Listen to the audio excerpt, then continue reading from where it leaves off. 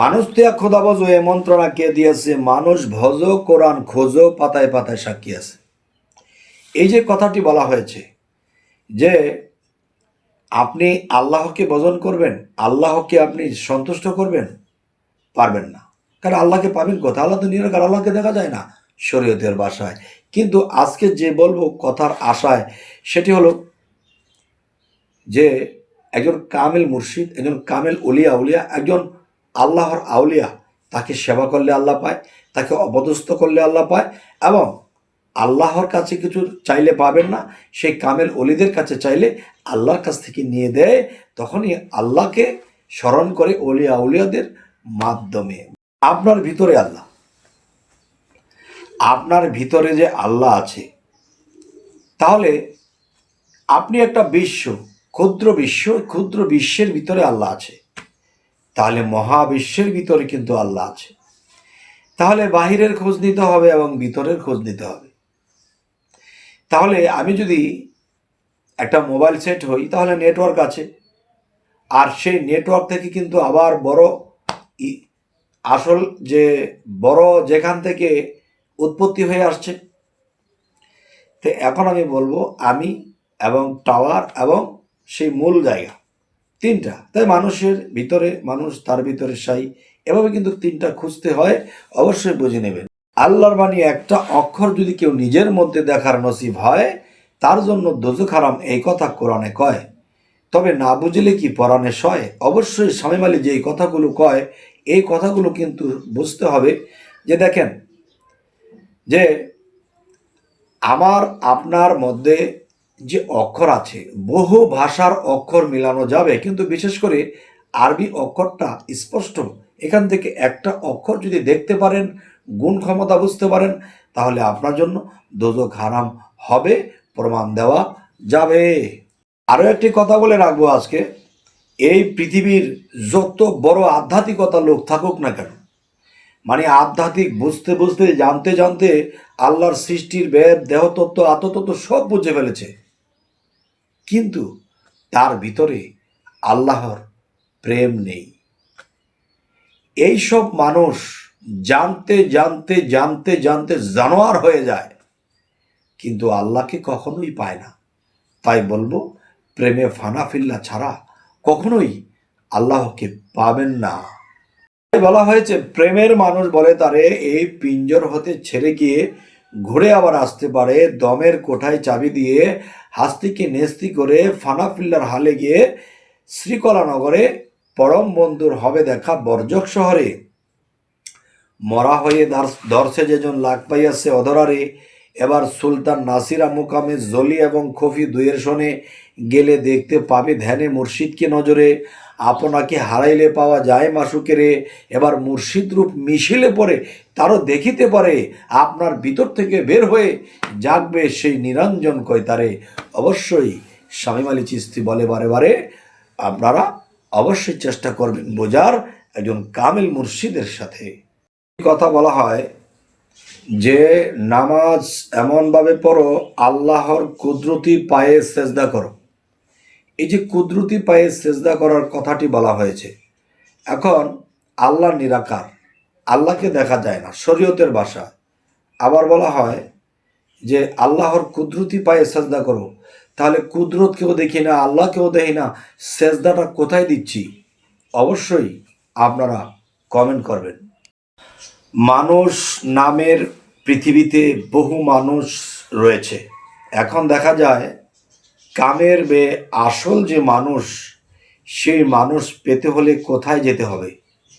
সেই মানুষ পেতে হলে একমাত্র আমাদের নবী রাসূলদের সিরিয়ালে যদি আসি, তাহলে আমরা কামেল মুর্শিদকে পাই। যেমন লেখা আছে, বলা আছে যে তাওহীদেরই মুর্শিদ আমার মোহাম্মদের নাম।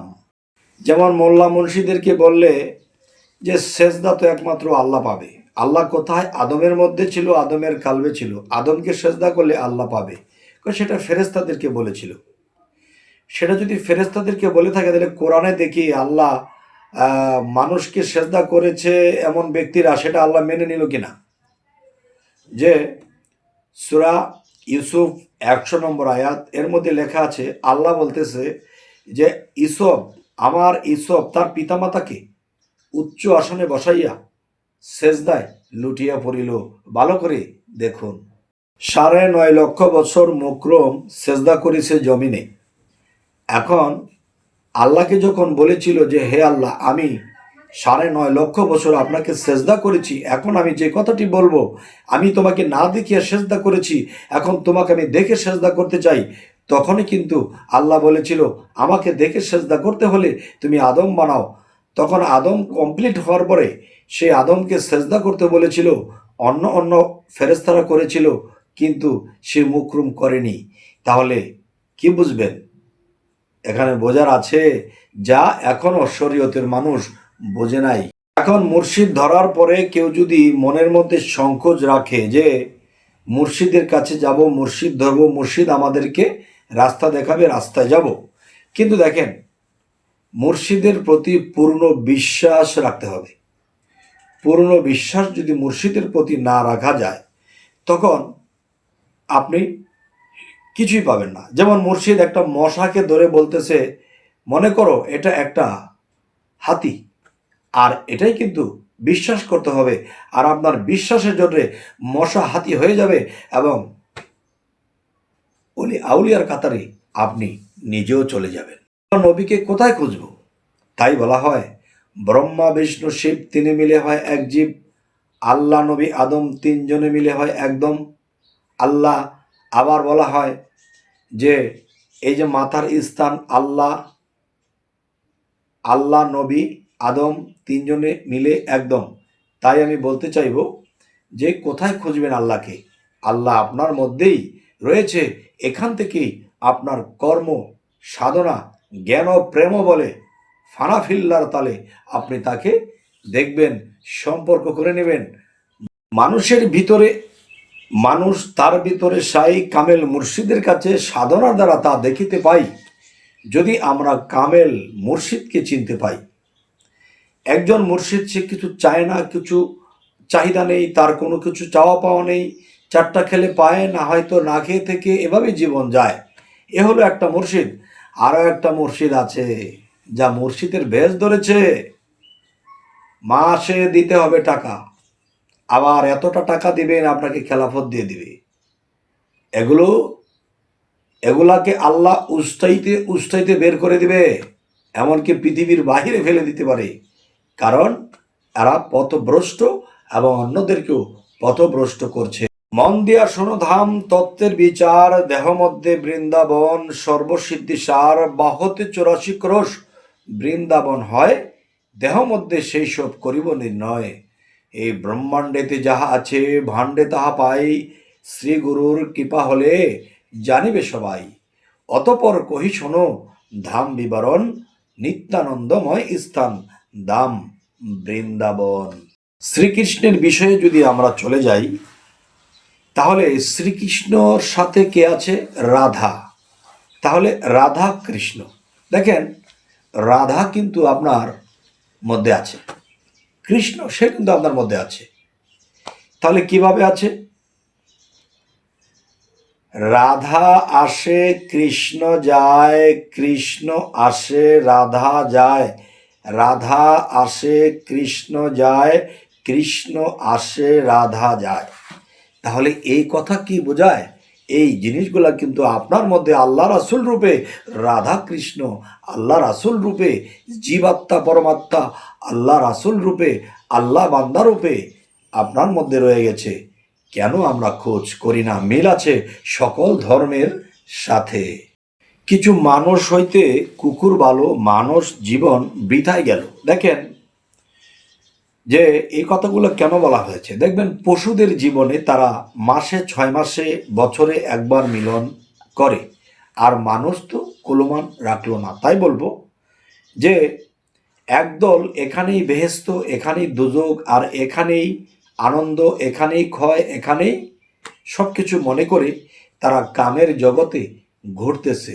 কিন্তু আল্লাহর সাথে লিঙ্ক করা যে বিষয়, এই ভিতর থেকে আল্লাহকে বাহির করে তাকে দেখা, তার সাথে সম্পর্ক করা, এসবের খবর নেই।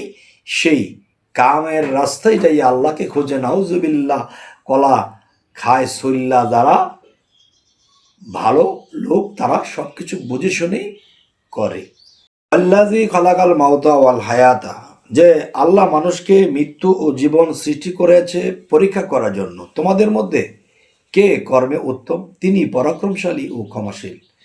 তাহলে যিনি পরাক্রমশালী তিনি তো আল্লাহ, আর সেই পরাক্রমশালী যিনি, তার সাথে মিশতে হলে কিন্তু তিনি মহাপবিত্র। আমাদের ক্ষুদ্র পবিত্র হলে হতে হবে। সেই পবিত্র কি দিয়ে? পানি দ্বারা না। তাহলে কি দ্বারা? মিথ্যা ত্যাগ করবেন এ দিয়া না। পবিত্র করতে হবে আপনি আল্লাহর যে নাম আছে, এই নামের যে ধাক্কা আছে, এই ধাক্কা যখন দেবেন তাহলে কালবের মক্কা খুলে যাবে। তখন কিন্তু সেখানে আল্লাহ আসবে, আপনার মুখে আল্লাহ কথা বলবে, যা বলবে তাই ফলবে। আমরা এই পৃথিবীতে কার খাবারের চিন্তা করব? মুসলমান ধর্মের মধ্যে যদি আসি, রিজিক দাতা আছে, খাওয়ায় রাখতেছে। আবার যদি হিন্দু বা সনাতন ধর্মে যাই, সেখানে বিষ্ণু আছে, বিষ্ণু নামে তিনি পালনকর্তা, খাওয়ায় রাখতেছে। তাহলে আমি কার চিন্তা করব? তবে আমার চোখের সামনে যদি কেউ অসুবিধায় পড়ে যায়, খেতে পারছে না, ক্ষুধার্ত, তাকে আমি চেষ্টা করব খাওয়ায় দেওয়ার জন্য। বাদ বাকি সময়ে কোত্থেকে খাবে আল্লাহই দেখবে। তবে সামনে পড়ে গেলে সেবা করে দিবেন। সেবায় দেবা খুশি, দেবা খুশি হলে ঈশ্বর খুশি, আর ঈশ্বর খুশি হলে আপনার কিসের ভয়? অবশ্যই যেখানে ঈশ্বর সেখানেই আল্লাহ থাকবেন, আর আল্লাহ অবশ্যই ভালো থাকবেন। আমাদের এই যে কথাগুলো শুনছেন, এরকম কথাগুলো পাওয়ার জন্য আরও অবশ্যই সাবস্ক্রাইব করে রাখবেন। ভালো থাকবেন।